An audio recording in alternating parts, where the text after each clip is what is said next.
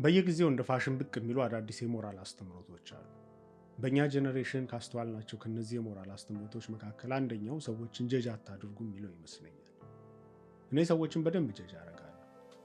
ጀጅ ማድረግ ለምን እንደሚያስፈልግ እነግራችኋለሁ። ጀጅ ማድረግ ማለት ሰዎች ላይ ዳኝነት መቀመጥ ማለት፣ የሚገባቸው ቦታ ማስቀመጥ። ከአንድ ወዳጄ ጋር የሆነ ቦታ ቁጭ ብለን እየተዝናናን ሚስቱ ስትደውልለት እየመጣው እኮ ነው ደርሻለሁ ሰፈር ውስጥ ነኝ ቢላት በቃ ይሄ ሰው የውሸታም እንደሆነ አወቅኩ ማለት ነው።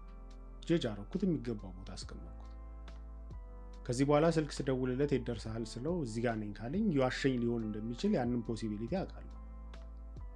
ምንም ክፋት የለውም።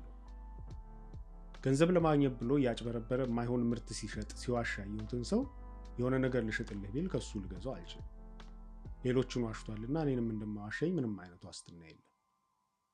ትልቅ ሰው ናቸው፣ የሃይማኖት አባት ምናምን የተባሉ ትልልቅ መሪዎች አደባባይ ላይ የሚናገሩትን ነገር እየሰማን እነዚህ ሰዎች ጥሩ ነገር እያስተማሩ ነው ብለን እያዳመጥን ቤት ገብተው ሚስቶቻቸውን ሲደበድቡ፣ ልጆቻቸውን ሲበድሉ፣ የስራ አጋሮቻቸውን ሲጨቁኑ ስመለከት ከነዚህ ሰዎች የምወስደው ትምህርት የለኝም።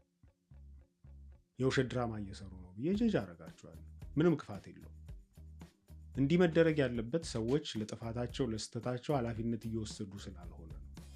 የት እንደደረስን ተመልከቱ። እንደ ማህበረሰብ ሰው ሲባልግ ጋጦጥ ሲሆን አደባባይ ወጥቶ የማይሆን ነገር ሲያደርግ ሲናገር ማንም ጀጅ የሚያደርገው ስለሌለ ማንም የሚወቅሰው ስለሌለ በቃ በማን አለብኝነት ጥፋቱን የበለጠ እያጠፋ እየሄደ ነው ያለው እና ጀጅ መደራረግ በጣም አስፈላጊ ነገር ነው። ጀጅ መደረግ ያለባቸውን ሰዎች በደንብ ጀጅ አድርጉ። ሰዎችን በስተታቸው ማንነታቸውን ለመስጠት አይደለም። ማንም ሰው ስተቱ ዲፋይን ያደርገው በደንብ አንደርስታንድ አደርጋለሁ። እሱ የተሳሳትነው ስተትም ቢሆን ግን ለስተታችን ደግሞ ኃላፊነት መውሰድ አለብን።